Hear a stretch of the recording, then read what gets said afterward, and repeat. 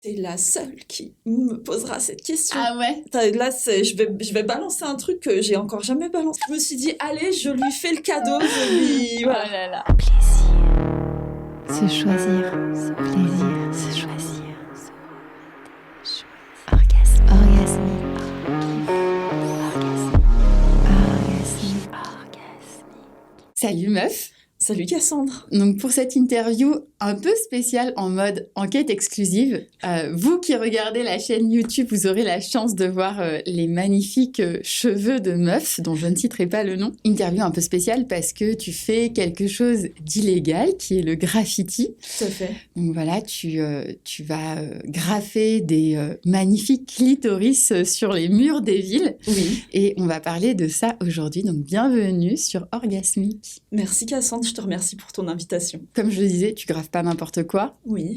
On est sur le clitoris. Tout à fait. J'aimerais déjà te demander, avant de savoir le pourquoi du comment tu as commencé à graffer les clitoris, déjà, est-ce que tu as commencé par graffer autre chose et comment tu as commencé à graffer? Je te remercie pour tes questions. J'ai commencé à graffer il y a déjà bientôt 4 ans. Et avant, je peignais seulement au pinceau sur les murs.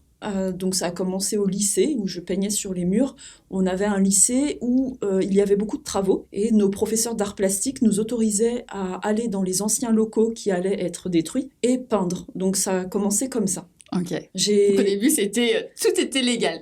Voilà, tout était légal dans des bâtiments abandonnés et c'était dans le cadre du lycée, donc c'était génial, c'était vraiment des bons moments. Je savais que la bombe existait, je savais que le tag existait, néanmoins j'étais quand même dans une petite ville au lycée et j'ai grandi dans un village. Donc on voyait quelques tags sur des bornes électriques, mais sans plus. C'est que quand je suis allée à Paris lors d'une sortie scolaire où j'ai commencé à voir l'ampleur du graffiti au bord des routes et dans la rue. Okay. Alors, au début, j'étais très admirative et j'ai pas touché à une bombe avant, il y a 4 ans, tout simplement. T'as quel âge? J'ai 37 ans bientôt. Ok. Ouais, donc c'est venu tard, quoi. C'est venu tard. Parce que c'est vrai que pour moi, tu vois, le graffiti, c'est vraiment un truc, justement, qui se fait plus en dehors des heures de cours, tu vois. Tout à fait. Mais ouais, c'est cool, du coup, que tu t'y sois mise aussi tard. Je m'y suis mise très tard, effectivement. Avant, je peignais sur les murs aussi chez mes parents, qui avaient une maison et à la campagne où on pouvait faire un petit peu ce qu'on voulait, mais pas dans la rue. Et puis c'est surtout que je trouvais que j'avais rien à raconter. C'est-à-dire que j'ai toujours vu le graffiti où on posait son nom, son blaze, comme on dit, et ça m'a pas vraiment attirée. Je voulais raconter une histoire, raconter quelque chose. Donc je continuais après à dessiner sur mes cahiers ou à peindre même sur des feuilles, mais pas du tout sur les murs. Ok. Et alors, ça a été quoi le point de bascule? Le point de bascule, c'est lié déjà au Covid. Pendant le Covid, j'ai eu beaucoup plus de temps à consacrer au dessin et je me suis dit que le graffiti était un bon moyen d'expression. Donc à l'époque, je visitais beaucoup de lieux abandonnés. J'ai beaucoup aimé l'urbex, comme on appelle communément. J'allais tous les week-ends quasi visiter dans ma région et même en France et à l'étranger des lieux complètement abandonnés, que ça soit château, ancienne usine, etc. Et j'ai commencé à répertorier le graffiti que j'y voyais. Donc ça a commencé comme ça a commencé où j'étais photographe des artistes et je me rapprochais des artistes pour être là quand il y avait des jams de graffiti. C'est quoi un jam ?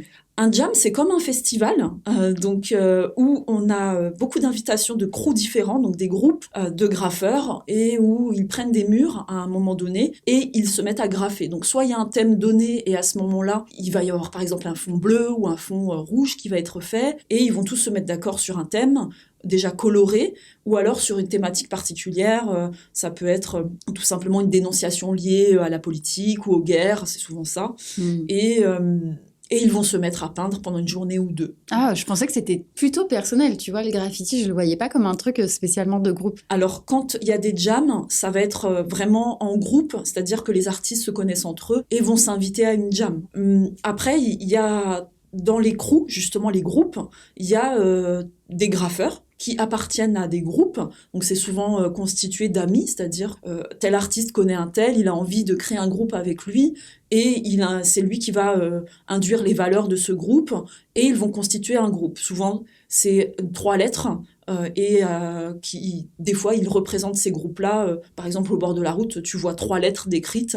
Ben, c'est souvent un crew, un groupe, en fait, qui est passé et qui représente ce groupe. D'accord. Et donc, du coup, tu vas dans ces jams? Je vais dans ces jams en tant qu'observatrice. Ouais. Et c'est là où je commence à vraiment kiffer le truc. Et je me dis, j'aimerais bien passer de l'autre côté, mais je sais pas trop comment faire. Donc, je me suis abstenue pendant très longtemps. Et c'est lors de la rencontre d'un graffeur où je me suis rapprochée de lui et où il m'a tout simplement fait tenir ma première bombe de graffiti. Et là, ça a été pour moi la révélation parce que c'était déjà hyper dur. C'est pas comme quand t'as un pinceau avec un pot, c'est une bombe, t'as la pression de la bombe à gérer, le trait, faut pas que ça coule, enfin, t'as tout un tas de problématiques liées à cette bombe que tu dois apprendre pour arriver à faire quelque chose de propre, comme on dit dans le jargon. Et au début, tes graffitis vont pas être propres, hein, ça va être vraiment des croûtes, comme on dit aussi dans le jargon, et le temps que tu fasses tes croûtes, ben, c'est le temps que tu apprennes et que tu puisses après sortir dans la rue. Je dirais que j'ai pas fait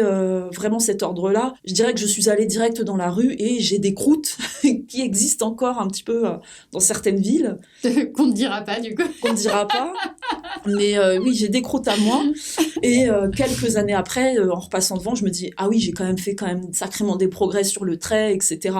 Et entre graffeurs, c'est comme ça qu'on se reconnaît aussi. On voit les croûtes des autres et on se dit, ah oui, là, il débute, ou alors il a essayé un nouveau concept et ça allait pas. Enfin, c'est drôle, mais c'est plutôt comme ça. Donc c'est comme ça que j'ai commencé, à force d'essayer et puis de me dire, allez, j'y vais. Mais avant, j'ai beaucoup dessiné. Donc, tu as fait différents graffitis qui n'avaient rien à voir avec ce fameux clitoris à couronne. Alors, pendant combien de temps? J'ai fait des graffitis qu'avec mes clitoris. Ok. En fait, avant d'aller devant un mur, j'avais commencé à avoir ce blaze meuf. Donc j'ai commencé un premier graffiti avec les lettres et ça m'a pas du tout plu. Et après je me suis dit, ok, je vais graffer meuf, mais ça va donner quoi dans la tête des gens? Et pour moi, je me disais, bon, à part dire que ok, une femme est passée, donc c'est bien, ça représente aussi le graffiti féminin, je voyais pas vraiment de message à faire passer par rapport à ça. Donc j'ai fait un premier graphe meuf et après j'ai dessiné chez moi et je me suis dit, ok, je vais graffer des clitoris, c'est décidé. Et c'est là où j'ai commencé, je me souviens, sous un pont, dans la forêt, à graffer mon premier clitoris, qui ressemblait pas forcément à ce qu'il est actuellement. Voilà, et des fois je me dis, bon... Ça ressemble quand même à un clitoris. Oui, ça ressemblait à un clitoris, mais c'était dur, quoi. La pression de la bombe, les caps, les trucs et tout ça, c'était... Un clitoris fatigué, quoi. Voilà, exactement. Malheureux. On va dire un clitoris malheureux. C'était quelque chose. Donc, ok. Voilà. Et du coup, ça, c'était... prémisse au final de quand tu as commencé à bomber. Il y a 4 ans, oui. On peut dire bomber? Oui. Ça fait partie du jargon ou pas? Bomber, peindre plutôt, oui. Ok. Et donc, est-ce qu'il y avait un message particulier que tu avais envie de faire passer derrière ce clitoris, au-delà du côté féministe? Alors, j'aime beaucoup quand on me parle de féminisme. J'appréhende pas du tout le féminisme comme plusieurs personnes, c'est-à-dire avec le point levé. J'appréhende le féminisme plutôt comme quelque chose d'éducatif. C'est-à-dire que j'ai commencé à peindre des clitoris, déjà, pourquoi on va rentrer dans le vif du sujet. J'ai été anorgasmique pendant 17 ans, c'est-à-dire que je n'arrivais pas à prendre mon pied avec un partenaire. Et j'ai aussi remarqué le fait que dans les livres de sciences et vie de la Terre, le clitoris n'est pas dessiné correctement depuis de nombreuses années. Bien que maintenant il y a beaucoup de manuels qui le représentent, il n'est pas représenté au même titre, par exemple, qu'un pénis. Et pour moi, ça pose problème. Parce que déjà, au niveau de l'éducation sexuelle, il n'y a pas vraiment d'éducation sexuelle au plaisir. Et du coup, ça donne des choses qui, dans notre société, avec les femmes et les hommes, ça donne des dissonances, quoi. Ouais, c'est biaisé. Voilà, c'est biaisé. Et en tant que femme, si tu sais pas, tu prends pas ton pied, en fait. Et moi, c'est ça qui m'a beaucoup touchée. Donc, j'avais envie de peindre quelque chose qui touche à mon histoire, mais qui peut servir aux autres. Et au lieu de peindre des vulves, parce qu'il y a quand même pas mal d'artistes aussi qui peignent des vulves à travers le monde, même si on n'en voit pas forcément sur les murs, autant que ça, il y en a quand même. Donc je me suis dit que le graffiti, c'était bien, parce que je pouvais peindre des gros clitoris, un peu partout, c'est-à-dire que ça soit au bord des routes, sur des blocs électriques, que ça soit dans la rue, et je pouvais faire que les gens puissent au moins se questionner. Est-ce que c'est quoi il y a des gens qui me sortent c'est un cœur à l'envers, sont des testicules. Enfin, j'ai eu toutes sortes de réponses. Un bonnet phrygien. Enfin, Le fameux bonnet phrygien, évidemment. Et puis, à ma grande surprise, il y a quand même plus de la moitié des personnes, quand ils me voient faire, suivant si c'est la nuit ou la journée, ils me disent « Ah, vous peignez des clitoris. » Voilà. Je pense que c'est très récent. Je pense que c'est vraiment récemment, justement, tu vois, avec toute cette polémique autour du bonnet phrygien français, et puis avec est-ce que d'ailleurs il y a d'autres bonnets phrygiens que celui de France? Je ne sais pas. Ma culture s'arrête comme la tienne, là, je ne vois pas. Mais oui, non, il y a eu vraiment une grosse polémique là-dessus, et du coup, c'est venu un peu questionner. J'ai vu qu'il y avait aussi des bijoux clitoris, enfin, tu vois, il y a quand même ce truc, je trouve, il y a eu un vrai pas depuis le confinement, justement, à propos du clitoris. Il y a eu, effectivement, je crois que tu le mets d'ailleurs sur ta bio Instagram, qu'il y a eu depuis peu la publication des clitoris dans les livres de SVT, c'est ça, depuis 2017. Alors, depuis 2017, c'est apparent, c'est-à-dire qu'il est pointé, mais c'est que très récemment, là, qu'on a le clitoris en 3D. Okay. Et c'est ça, en fait, la problématique, c'est que, ok, c'est bien de savoir où se situe le clitoris, mais en fait, on ne sait pas trop à quoi ça ressemble. Parce que les organes génitaux masculins sont externes, sauf que les organes génitaux féminins sont internes, et que le clitoris est caché. Plein de gens pensent que le clitoris, c'est juste la partie externe qu'on voit sur une vulve, mais c'est bien plus que ça. Ok. Et donc, tu disais que, merci d'ailleurs pour ce partage, que tu avais été anorgasmique. Quand tu dis anorgasmique, donc c'est dans le sens où toi-même, tu n'arrivais pas à te donner des orgasmes, ou c'était vraiment dans le cadre d'une relation partagée? Non, c'était dans le cadre des relations partagées. Ok. C'est-à-dire que moi, toute donc seule, vraiment sur la non-connaissance. C'est ça. De la féminité, enfin de l'appareil féminin. J'y arrivais très bien, et dès que c'était une sexualité partagée, c'était fini. J'ai vraiment... Donc, il y a un petit peu aussi un message, un petit côté aussi militant, finalement. Oui. Pour envers les partenaires, peu importe bien quel sûr. qu'il soit, mais le clin d'œil, c'est voilà, déjà regarde à quoi ça ressemble un clitoris, et puis un petit peu le message, n'oublie pas le clitoris, s'il te plaît. Voilà. Au feu rouge, voilà, tu y penses. Ou quand tu passes dans la rue, sur le périphérique. Tu sais que j'en ai vu récemment, en fait, c'est parce que bon, donc notre histoire commune, c'est que tu as fait un passage en Guadeloupe. Un grand passage en Guadeloupe. Un grand passage en Guadeloupe, et moi j'ai fait 5 ans en Guadeloupe, où du coup je voyais ce clitoris partout. Ensuite, j'ai vu qu'il y en avait beaucoup aussi à Orléans, dont je suis originaire. Oui. Et donc du coup, je me suis dit, mais c'est pas possible, ce truc en fait, il me suit. Et je pensais vraiment que tu étais exposée, autant exposée partout finalement, dans toutes les villes de France. Et finalement, je me suis rendu compte que non, c'est que c'était aussi des endroits que tu avais visités. C'est exactement profondément. C'est ça. Et donc, je trouve ça génial. Et récemment, j'ai revu du coup, une de tes œuvres à Paris, justement. Et je me suis dit, je suis passée faut que je rappelle meuf. Et alors, une petite question un peu touchy, mais est-ce que tu t'es déjà fait choper? Alors, jusqu'où va le choper? Ça m'intéresse.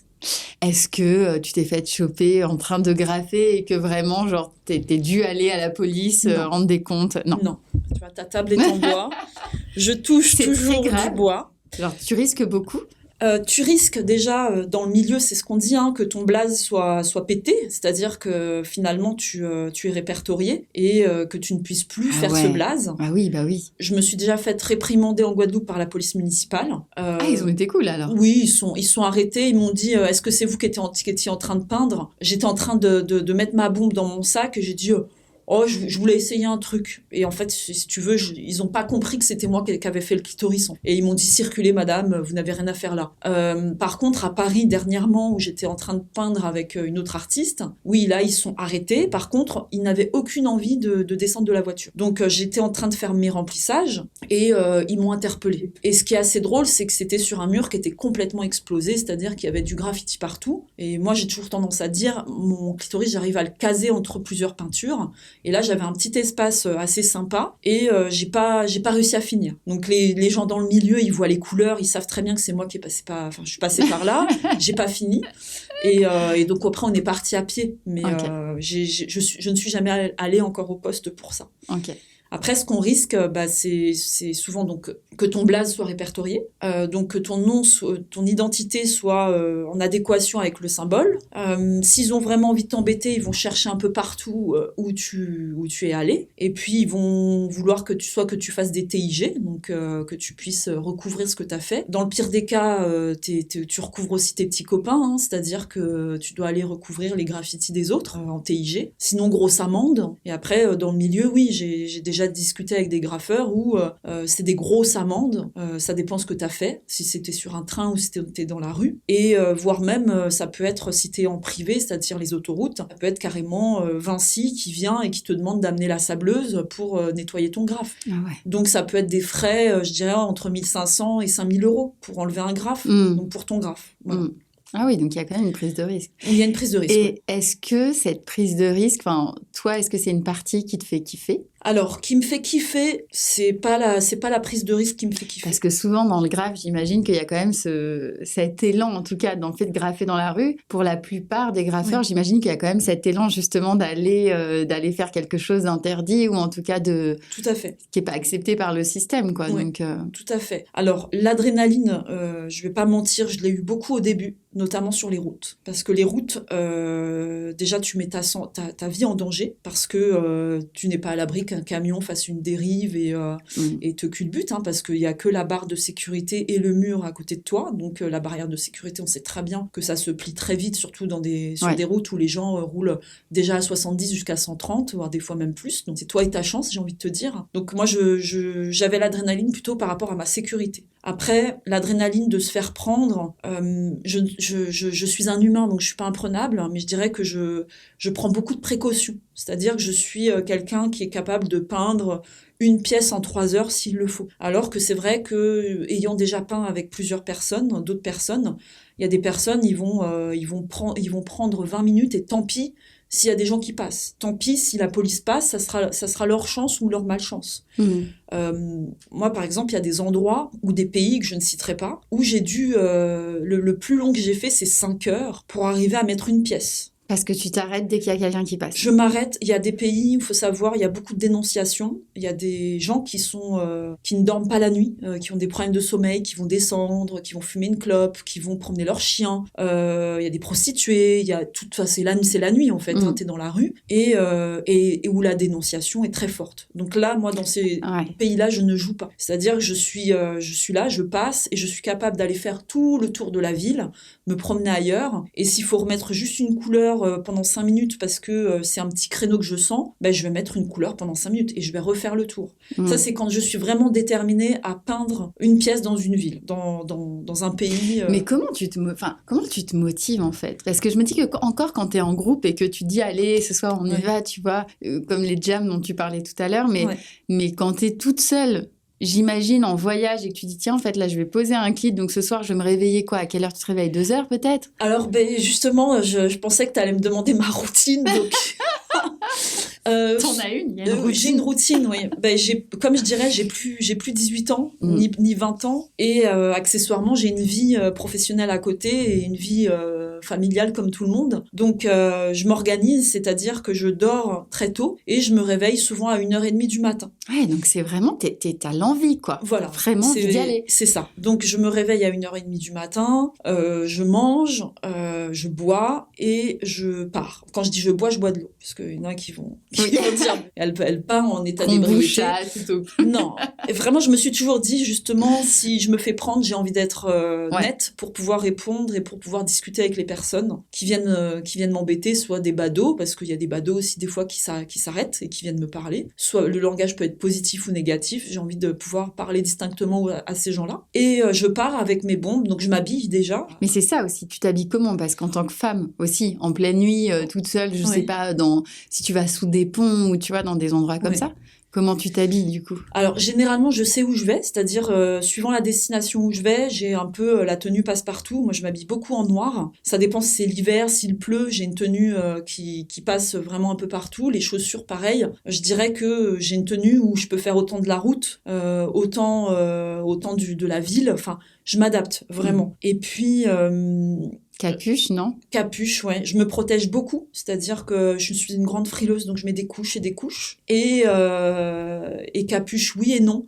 Parce que par exemple, si je fais de la ville, je préfère que les gens voient mon visage et voient qui je suis, quitte à être habillée tout en noir. Alors, j'ai un don qui est bien développé, c'est que je ne me tache pas. Voilà. D'ailleurs, C'est génial. voilà. D'ailleurs, les personnes qui peignent avec moi, à chaque fois, elles me disent, mais c'est incroyable. Alors, juste les mains, je mets toujours des gants, mais j'ai pas de taches de peinture horribles qui font que tu sais que je peins, etc. Ouais. Donc, en fait, si tu t'arrêtes de peindre, tu peux passer inaperçu, quoi. Ou alors, j'ai un peu de taches de peinture quand même, on va pas se mentir, mais c'est des micro-taches. Et on dira juste, bon, la nana, elle est juste mal fringuée, d'accord? Ou elle traîne dans la rue parce qu'elle a nulle part où aller. Et puis, j'ai mon tote bag avec mes bombes. Et puis c'est tout.